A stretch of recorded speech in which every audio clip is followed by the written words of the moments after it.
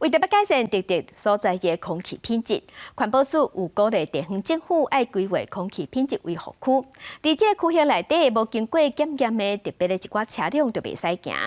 目前伫咱全台湾已经有核定45个这款所在，其中有41个嘛已经开始实施。经过观察，这个所在空气品质真是有变好，而且漏车的数量嘛有减少。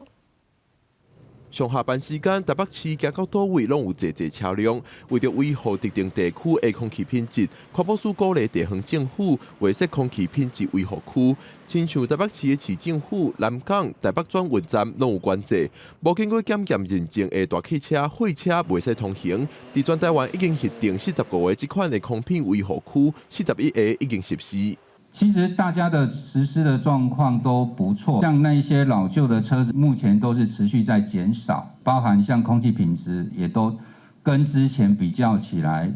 都有进步。大船出入港伫新北市八里的台北港是北部地区进出口的重要港口，附近也有侪大货车咧行。2020年，台北港也划设做空气品质维护区，无经过检验的第一期、第二期大型柴油车袂使通行。虽然这个政策互台北港的 PM2.5减了4.6%，但是环保局也发现，这车辆所转去周边的所在，跑台北港的1、2期的柴油车大概减少了60%，